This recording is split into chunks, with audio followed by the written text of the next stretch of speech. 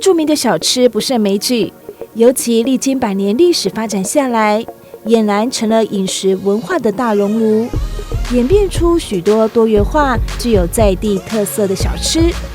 不论何时，正餐、点心、宵夜，只要想吃，台南人总会有一连串的口袋名单可以选择。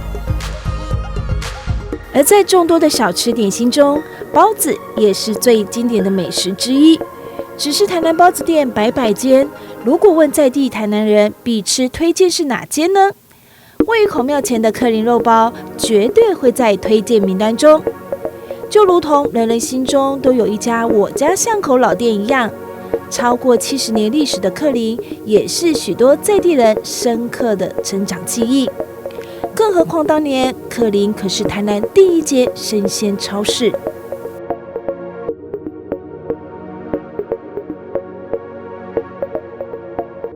我们克林是从民国41年开始创立的。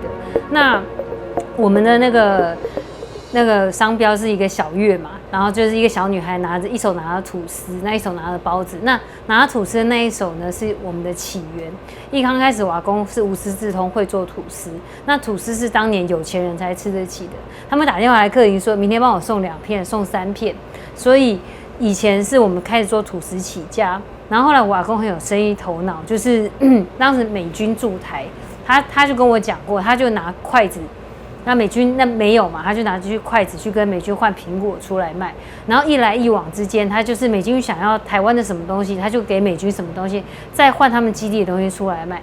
然后他发现这是一门生意，他就开始做了进口食品的买卖，然后从美国、欧洲到日本。那所以这个经营形态，我们大概我经营了差不多40年左右，因为我们从了吐司开始之后，我们开始做面包。然后做西点、做蛋糕这样子，这一路以来，大概这样的营运模式，我们大概持续40年之后，那我们有一段时间就发现要转型，那我们要转什么型呢？那时候我们是台南第一家生鲜超市，就是有老照片可以佐证，就是我出生的那个时候就已经有。卧室冰箱，然后是开放式冰箱，其实把照片里面的人的衣服换一换，跟现在的照片也没什么不同。那我们就开始做转型这件事情，一直转到差不多接近20年前，我爷爷过世，然后我父亲回来接手。其实那个时代，那个时候已经没什么生意了，我们只剩下1个人顾店，然后1个师傅，就很惨淡经营了10年，接近快要收起来，因为我们今年快要70年了。然后我父亲回来接手的时候，他就在想说该怎么走下一步。那至于为什么我们做这一门生意会走至没落，是因为现在人出国很方便嘛。那1个月，有些人搞不好1个月都要去一次日本，那些日本的进口食品再也不稀奇了。Costco 进来，欧美食品稀奇吗？也不稀奇了。所以价格跟品相完全无法跟他们竞争的时候，克林找不到下一个点。那刚好我父亲回来接手的时候，他就发现说，我们家的包子很好吃，那这个传统的东西是不是可以重新拿出来，再做一下更新，或者是再把它研究的仔细一点，然后重新包装、重新推出这样。想不到那时候呢，刚好在搭上那个许天才市场在做那个台南市的观光，对，我们就搭上那一股列车，所以我们包子跟着这一股就是台南风这一段时间，就是一路成长到现在这样子。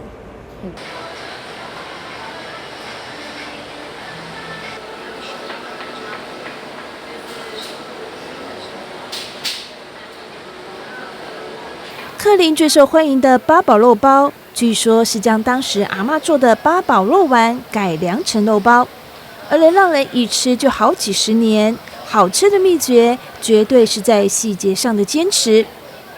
外皮的部分用老面、面粉以及冰块打出软 Q 的面团，再由师傅纯手工擀平，新鲜捏制、醒面，不添加一滴油，不使用机器端筋，让肉包皮更香 Q， 口感更棒。其实我们克林的包子好吃，第一个大家都会觉得是馅，其实我觉得第一个重点是皮，因为老实说，每家馅料不太一样，你喜欢什么口味，这是个人口味。但是皮就不一样，皮你要台湾人喜欢吃松软，但是要有嚼劲。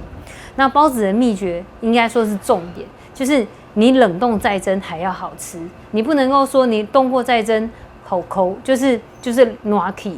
其实通常我们买包子回去冻过再蒸都会软起，可是克林的包子你就算冻1个月它也不会裂开，然后蒸出来跟刚出炉一样好吃。那在馅料的部分当然就是真材实料嘛，同样的东西我们的等级都用的比别人好。你说咸蛋黄，所有咸蛋黄都一样吗？我们的咸蛋黄是每天现打出来的，我们腌制的时间够长，所以它的咸度跟油分够，而且我们没有经过冷冻，所以在经过烤制之后才切出来，然后我们的蛋黄会有那个香气。香菇也一样，我们香菇等级也都是用最好的，所以同样的，就算是同样的口味，我相信我们的等级也是比人家高。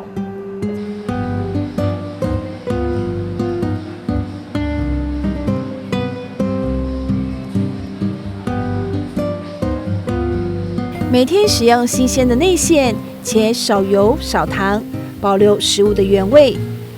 强调用最上等的面粉及昂贵的现宰猪后腿肉，重视皮与馅的搭配，以黄金比例来创造出皮弹肉香的绝妙口感。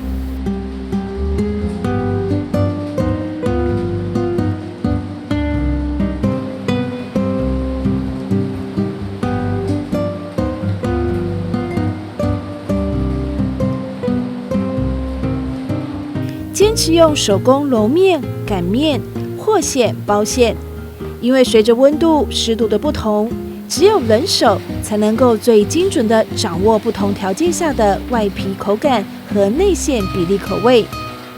而且包子也是有秘诀的哦，力道除了要拿捏好，每个包子的折数也一定要18折。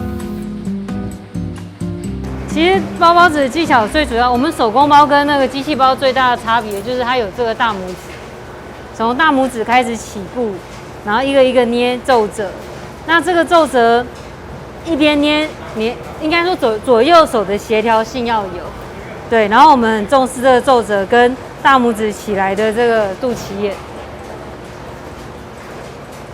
这是机器包做不到的地方。然后你皱褶太多，那会觉得太硬，皱褶太少，这个包子会松散。就算是同一个人，应该说是就算都是人包的，也有包的紧密跟松散之分，你口感吃起来口感就有差。所以不是只要包起来就好，你的力道跟皱褶的拿捏都很重要。所以我们要求每一颗包子都是皮跟肉馅之间的紧密度是很好的，然后必须包起来是坚挺的，不能软软的。你可以摸每一个人的包子，其实松紧都会略有不同，但是都是紧。但是如果今天是一个新人来包的话，它一定很松散，它蒸出来会扁扁的。所以你们看，有一些包子会扁扁的，然后我们的包子蒸出来是很挺的、很硬、很挺立的。除了原料的品质提升，更是积极发掘在地食材来缩短食物里程。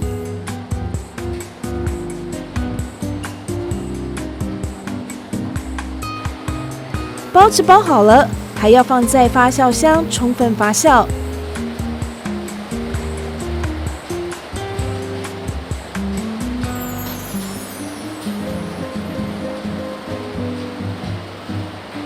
等待肉香、皮 Q、汁多的包子出炉。热腾腾的八宝肉包，鲜甜有劲，依着面粉香气的包子皮沾着肉汁，一口咬下，可以吃得到鸭蛋黄的咸香、香菇的鲜和猪肉的甜，剥开时迷人的香气让人大大满足。在八宝肉包持续热卖下，第3代接手经营，开始发展多样创意商品，咸的、甜的、荤的、素的、冷的、热的，都是希望能够满足消费者不同的需求。而除了各式美味的包子，为了保存台南特有的糕点文化，仍延续着第1代流传至今的传统，制作台南传统糕点，像是绿豆椪、芋头酥等等。期望每一个到店的访客都能吃得到台南传统的味道。家业这件事情，老实说，我觉得有点太小了。就是说，如果真的要传承，因为记忆这件事情跟精神这件事情，你说老店的精神是什么？因为其实坦白说，老店就跟一般大企业不一样，我们并不是以要发展成几百间、几千间，或者是跨国企业为目标。我们要做的东西就是把我们的东西做好。我们想表达给客人、给在地人、给外地人看到的是什么东西？你那日本很多老店，它也是坚守这样的精神啊。我们想要给人家看到的是我们是台南人的包子嘛，我们要给人家看到是我们台南人的精神，所以我认为这件事情，我认为的传承是在这里。而且老店通常都是辛苦的，可是它有很多的坚持。老店之所以可以维持这么久，是因为它有很多的坚持。像我包子的口味，一开始只有2、3种，我现在有10种口味，然后外形也全部都做大幅度的更改，除了肉包以外。那我还开发另外一个馒头跟银丝卷的品项，那个品项大概总共有15种口味左右。对，那饼类的调整，那我们今年也有出新的产品，这样，然后还有碰饼，碰饼我们从原本的黑糖跟白糖2个口味，我现在也有10种口味这样子，还有不同的颜色。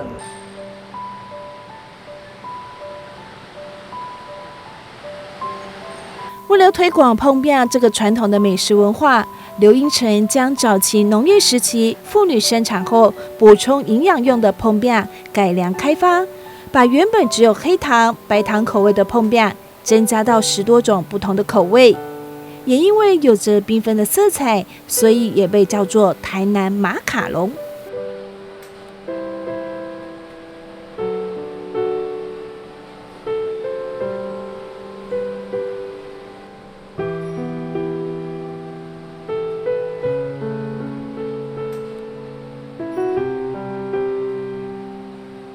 做椪饼差不多做有40年以上啊，40年以上。因为这个椪饼哦是较早阵农业社会迄阵，一寡参政人哦，伊卖迄阵政治跟即摆政治无同啊，以前的经济较落寞啊，所以用这哦来，比如说一个女儿出嫁，哦生了第一个孩子，不管是男还是女，都要第一胎。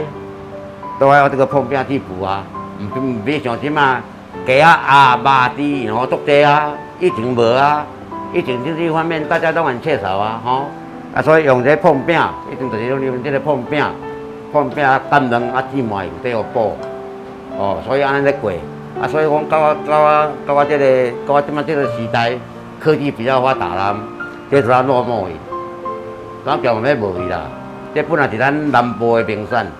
一个要卖去，阮老板对甲客人的第3代，伊个人因会读得较好啊，少年读得较好啊。伊讲这个文化袂使互卖去啊，这个文化爱搁甲摕起来啊。所以以前古早吼，农业社会就是2种尔，一种乌糖的，一种白糖的安尼尔，剩下拢无啦。伊甲用尽头脑，一个研发，即摆差不多10种，差不多10种。水果类啦，柠檬啦、草莓啦、芒果啦，像这柠檬的啊，这柠檬的水果类很多啊，受到那个顾客的欢喜，伊个即摆个用一寡做礼盒，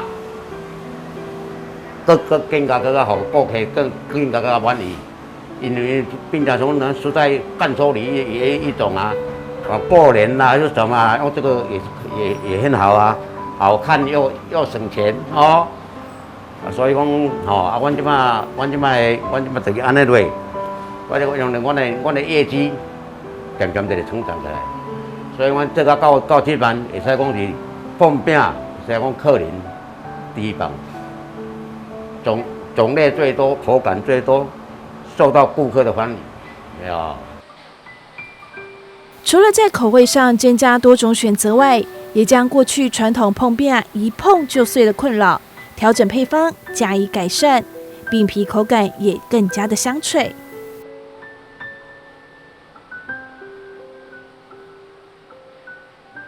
爱注意迄个啊，你爱注意个技巧啊。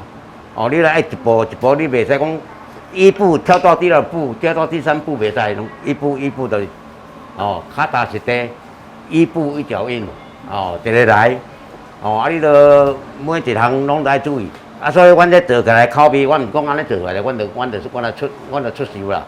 阮做起来，阮去互顾客试食，互阮内面的大家员工大家输出，哦，大家都差不多10个有9个说，可以哦，你就开始。包要注意迄个空档啊，哦，你从安包，你今仔小个空，迄个空气就会跑出来了啦，啊，你里面这个就要报废了啦，你进去一开火，那空气就从里面跑出来了。就完全破灭起来啦，就无效益啦。所以讲包的也做迄落，包的也做认真。所以讲定下甲因讲，了包，起初咱就起初了包，包好势啊，较来学紧哦，安尼。所以因即马因家我们的团队里面哦，大家都很可贵，很好。第一种你要给他赶哦，你给他太强迫会破掉，哦，那他没有松口的地方。无会轻松者啊！你即摆拿意图给他赶破掉，啊！你给他先给他吼，慢慢啊吹，啊，就给他休息一下，啊，再来赶，他就好赶。啊，要赶的话，你就周边也不能赶，你那个爱聊，安尼聊，站中间慢慢好去，啊，个用个圆吼，啊，你边啊吼。迄左边你袂使甲佢拧着，左边若拧着，伊即马碰起来，边仔才破去，所以伊就爆啊，吼。所以讲你爱一下一下，头啊起初你就爱一下一下，啊，甲用个圆啊，吼安尼，吼，安尼，吼安尼，伊就较圆啊。啊，你若头一边包起来，咱线若包咧，就较干哦，用太过强迫感啦。无法度，要紧有哪会使？你着爱做个习惯性啦。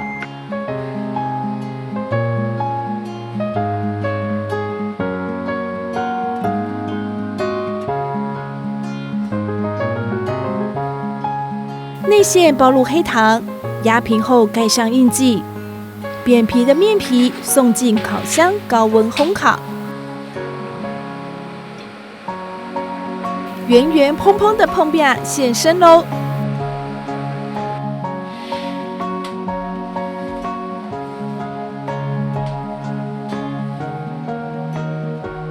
传统美食换上缤纷外衣，多了新口味，也多了新面貌。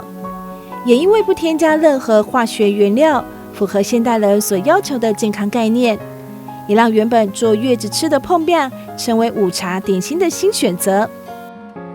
而上面的图腾也不再仅限于单一符号，依照节庆、喜好，甚至是跟上潮时代，以流行用语取代传统糕饼印章，让人受礼时也多了分趣味性。其实我没有什么好担心的，因为我从来，其实老实说，开发新商品的过程之中，一定有很多反对的声音，因为他们怕这些东西卖不出去，他们怕这些改变。那老实说，老师傅也怕你做得好啊，就表示他们没努力嘛。对，所以我觉得这件事情对我来说也没什么好失去，反正本来就没有嘛。那你对于你自己做的东西要有信心，就是说你是看到市场的需求才去做这件。为什么比如我举例，以前我们的伴手礼就只有包子，那很多客人就会说，可是我又来台南，我要去垦丁，然后再去花莲，我再要回台北，你这个东西我不能冰，我怎么办？你叫他宅配，他不一定愿意花这个钱呐。但他说我想要送客人，我想要送礼，譬如说我花莲有朋友，我垦丁有朋友，我在高雄住1个晚上之后，我要送给朋友，可是你的包子就不适合啊。所以我就要去思考什么东西是可以做成不用冰的伴手礼，又跟我在地是连结的。所以我就想到我们的椪饼其实是可以做伴手礼，可是一个伴手礼，老实说，你就一个颜色，一个黑白，又不是常识，对不对？那很奇怪啊。那你说要做成礼盒，又太贫乏了。所以第一个我设计很多种口味，第二个我上面设计不同的章，不同的章我是借这个章去传递心意跟意涵，譬如有平安啊，有感恩啊，对不对？也有我们比较新的，譬如说像极了爱情这样子，各种意涵是可以代表送礼的那个人的心意。那这样子做出来礼盒才会完整。所以我一点都不惧怕说我的创新会不被接受，因为我是看到需求才去做，我并不是自己坐在这边，突然有神明告诉你要做什么。应该是说碰饼这个东西，我自己本身就是我从台北回来的时候，其实我坦白讲我没看过这个东西耶，对我来讲我觉得很新奇。那我觉得很新奇的东西，应该除了台南人以外，应该都觉得很新奇吧。所以我就觉得，因为大家都对碰饼完全不了解，然后就觉得这里面干嘛？这是空的吗？还是怎么样？是有线吗？还是什么？问题很多。所以呢，我就想说，那我干脆我的店面就空一个地方，现场做给大家看，因为碰饼是台南的一个文化，所以不如现场展演给大家看，然后旁边有故事，让外地人、在地人都可以更加了解。后来我也有做就是体验课程。而且体验课程让我惊讶的是，我接10组客人哦，有9组都是在地人来报名。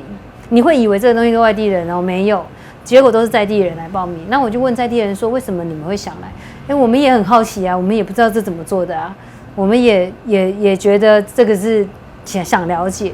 所以我发现做这件事是有意义的，因为我觉得文化这件事情很重要。台湾人如果不要说就是台南人、台湾人这件事情，就是你要了解自己的文化是什么，你走出国际，人家才看得起你，你有办法说出你的文化是什么。那碰饼这个东西，大家就觉得是饼干吗？还是怎么样？你要怎么做、怎么吃？为什么有这个东西？这个就是我们老店应该存在的位置，我们有责任跟义务告诉大家这是什么东西。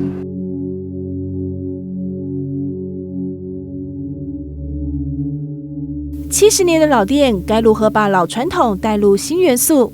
从实体店铺、空间设计到产品口味、包装设计、品牌形象，第3代刘英成逐步的要翻转老店的新视野，要让老中青不同时代的顾客都能爱上这70年老字号美味。说到传承这件事情，我觉得这不是一件容易的事情，因为台南的老店。就是我认为啦，应该说是台湾的老店是逐渐在消失当中。为什么？我觉得最重要的就是后继无人。那为什么后继无人？第一个，产品有没有更新？第二个，环境有没有改变？然后第3个，有没有跟着时代的潮流去做，就是经营上的改变？那你才有可能吸引更多的人才进来，跟你一起努力。因为我刚回来的时候，我最年轻。所以所有的出货几乎都是我在做。我们的师傅平均是50岁，最老的80岁，对。然后我就想说，然后客人也很老啊，客人也都跟他们50、60岁差不多。我心里想说，我这家店要传承下去，好像有困难哦，有淡薄困难啊呢。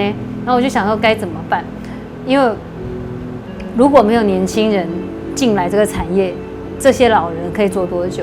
如果我没有新客人进来这家店买东西，我这家店可以维持多久？所以传承这是2件事情，所以我觉得这不容易，所以我就要往这个方向去努力，所以我就开始调整产品，然后调整完产品之后，那再调整店面，然后一路上就是渐渐的环境上的改变会吸引一些年轻人进来，那年轻人进来之后，你陪他们成长。陪他们学习，然后度过这一些人生的过程。那你跟他们有了革命情感，真正的有革命情感以后，他们愿意承接这个技术，把这个技术流传下去，那才叫真正的有传承。对刘英成来说，回乡传承的除了是家传的好味道外，更重要的是要将老一辈对工作认真、对食物坚持的较真精神传承下去。近几年也因为刘英成的翻转计划，让克林已经要升为台南伴手礼名店。面对瞬息万变的外在环境，刘英成要稳扎稳打的带领着这个老品牌继续走上100年大计。其实我觉得这个老店可以继续往下走到100年的话，就真的有厉害了。因为你不要，我觉得是不做多大我不敢说，因为现在这个时期加上疫情，我坦白讲，我不敢说什么大话。你可以走到100年，那就已经很厉害了。所以，但是我觉得是走到100年也并不容易，因为现在的市场转换太快，你每次要跟上脚步，你2、3年你就要改变一次策略。所以我觉得目前为止，我还是把产品品质，还有其实我们有非常多的合作，那这些合作做好，那就差不多了。